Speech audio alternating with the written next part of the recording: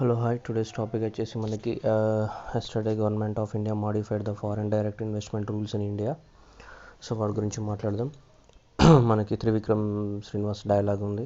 So వ్యాపారం చేసేటప్పుడు right, కొనుక్కుంటే వ్యాపారం, అదే లాక్కుంటే దౌర్జన్యం. కొనుక్కుంటే వ్యాపారం, లాక్కుంటే దౌర్జన్యం అని. సో సేమ్ అదే ప్రిన్సిపల్ ఇక్కడ కూడా అప్లికేబుల్ అవుతుంది. సో ఇప్పుడు కోవిడ్-19 ఇంపాక్ట్ వల్ల ఇండియాలో కాదు, ఆల్మోస్ట్ 184 కంట్రీస్లో ఉన్నటువంటి కంపెనీస్ అన్నీ కూడా చాలా వరకు ఎఫెక్ట్ అయి ఉన్నాయి.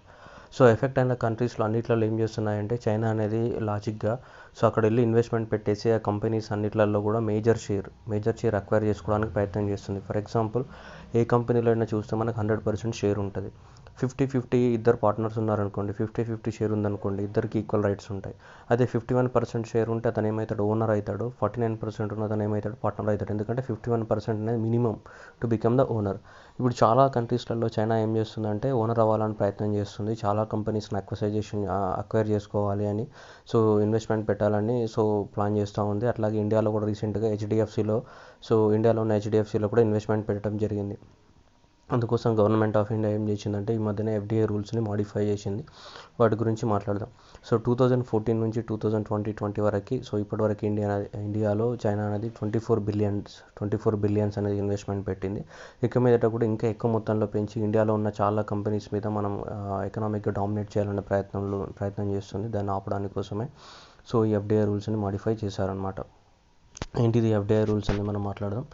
సో ఏ కంట్రీస్ అయితే ఇండియాతో ల్యాండ్ బార్డర్ షేర్ చేసుకుంటున్నాయో ఆ కంట్రీస్ నుంచి ఎఫ్డిఐ ఇండియాలో పెట్టాలన్న, ఫారిన్ డైరెక్ట్ ఇన్వెస్ట్మెంట్ ఇండియాలో పెట్టాలి అంటే so government of India permission అనేది కంపల్సరీ అనమాట. యాక్చువల్గా ఎఫ్డిఐ అంటే ఏంటని మాట్లాడదాం. ఫారిన్ డైరెక్ట్ ఇన్వెస్ట్మెంట్ అంటే any foreign country which is investing in India, that is simply foreign direct investment అని చెప్తాం మనం, right. So foreign direct investment అనేది ఓన్లీ మనీ రూపంలోనే కాదు, మనీ రూపంలో ఉంటుంది, రిసోర్సెస్ రూపంలో ఉంటుంది, టెక్నాలజీ రూపంలో ఉంటుంది, సర్వీస్ ప్రొవైడింగ్ రూపంలో కూడా ఉంటుంది. సో మనకు టెక్నాలజీ ట్రాన్స్ఫర్ చేస్తారు కొంతమంది. ఫర్ ఎగ్జాంపుల్ రఫేల్ దాంట్లో కానీ కొంతమంది సర్వీస్ ప్రొవైడ్ చేస్తారు. ఇప్పుడు మనం బోయింగ్ కానీ ఇట్లాంటి ఏరోప్లేన్స్ వాళ్ళు మనకు సర్వీస్ ప్రొవైడ్ చేస్తారు, వాటి రిపేరింగ్ అవి ఇవి, రైట్. సో అలా రిసోర్సెస్ రూపంలో, క్యాపిటల్ రూపంలో, రిసోర్సెస్ రూపంలో, టెక్నాలజీ రూపంలో అండ్ సర్వీస్ రూపంలో ఎలా అయినా ఇన్వెస్ట్మెంట్ పెట్టచ్చు. దాన్ని ఎఫ్డిఐ అంటాం. సో ఎఫ్డిఐ అనేది ఇండియాలోకి వచ్చేటప్పుడు మనకు 2 వేస్లో ఉంటుంది. ఒకటి ఆటోమేటిక్ రూట్, రెండవది అప్రూవల్ రూట్ అనమాట. సో ఆటోమేటిక్ రూట్ అంటే ఏంటిదంటే, సో ఆటోమేటిక్గా పెట్టేయచ్చు without approval of the government యొక్క పర్మిషన్ అనేది మనకి అవసరం లేదు. దాన్ని ఆటోమేటిక్ రూట్ అంటాం.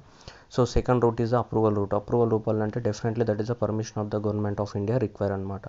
సో ఇప్పుడు ఇంతకుముందు లాస్ట్ అంటే నిన్న మాడిఫై చేయకముందు what is the old position. So ప్రీవియస్గా ఏముండేదంటే పాకిస్తాన్ నుంచి కానీ బంగ్లాదేశ్ నుంచి కానీ ఏవైతే వస్తున్నాయో వాటికి కంపల్సరీగా అప్రూవల్ రూట్ అనమాట. అంటే compulsory government of India permission అవసరం అనమాట పాకిస్తాన్ అండ్ బంగ్లాదేశ్కి. కానీ ఇప్పుడు ఏం మాడిఫై చేసామంటే, the countries which are sharing the boundaries with the which boundaries, not the maritime boundaries, land boundaries, the countries which are sharing land boundaries with India తోటి ఏవైతే land బౌండరీస్ని share చేస్తున్నాయో ఆ countries అన్నీ కూడా ఇండియాలో ఇన్వెస్ట్మెంట్ పెడితే ఖచ్చితంగా government of India permission అనేది అవసరం. అంటే ఆటోమేటిక్ రూట్ అనేది లేదు, ఓన్లీ అప్రూవల్ రూట్ మాత్రమే ఉంది. అండ్ దట్టు ఇండియాలో ఆల్రెడీ ఇన్వెస్ట్మెంట్ పెట్టి ఉన్నారు. ఏదైనా ఒక కంపెనీ కొనాలన్న, కొత్తగా ఇన్వెస్ట్మెంట్ పెట్టాలన్న గవర్నమెంట్ ఆఫ్ ఇండియా పర్మిషన్ అవసరం.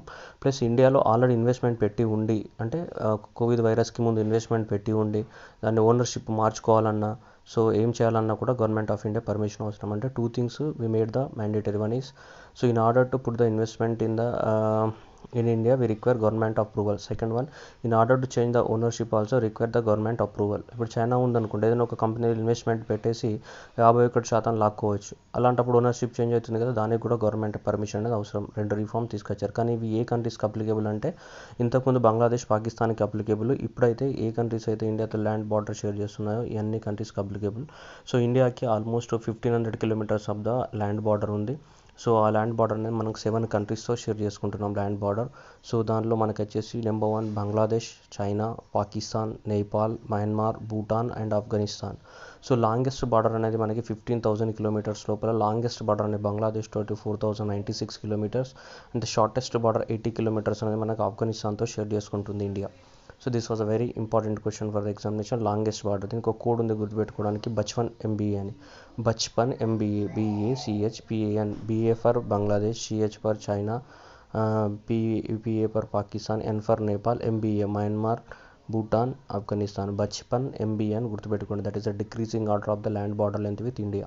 సో టోటల్గా 7 కంట్రీస్ అనేవి ల్యాండ్ బార్డర్స్ చేస్తున్నాయి. ఈ 7 కంట్రీస్ నుంచి ఏ ఇన్వెస్ట్మెంట్ వచ్చినా ఇప్పుడు ఖచ్చితంగా గవర్నమెంట్ ఆఫ్ ఇండియా పర్మిషన్ కావాలి. ఒకవేళ ఆల్రెడీ వాళ్ళు ఇన్వెస్ట్మెంట్ పెట్టి ఉండి ఏదైనా కంపెనీని కొనుక్కుందామన్న ఇండియాలో, so government of India permission అనేది కావాలి 7 కంట్రీస్ నుంచి ఏ ఇన్వెస్ట్మెంట్ వచ్చినా కానీ.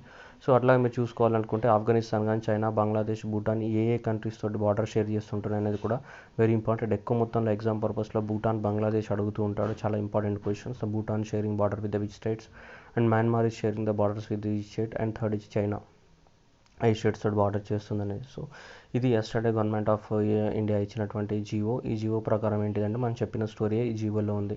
సో బంగ్లాదేశ్ కానీ, పాకిస్తాన్ కానీ, మయన్మార్ కానీ, భూటాన్ కానీ, నేపాల్ కానీ, పాకిస్తాన్, ఆఫ్ఘనిస్తాన్ కానీ, చైనా కానీ ఎవరు ఇండియాలో ఇన్వెస్ట్మెంట్ పెట్టినా గవర్నమెంట్ ఆఫ్ ఇండియా పర్మిషన్ ద్వారానే పెట్టాలి. ఒకవేళ ఆల్రెడీ పెట్టి ఉంటే వేరే కంపెనీస్ కొనుక్కోవాలన్నా, ఓనర్షిప్ మార్చాలన్నా దానికి కూడా గవర్నమెంట్ ఆఫ్ ఇండియా పర్మిషన్ అవసరం అనమాట.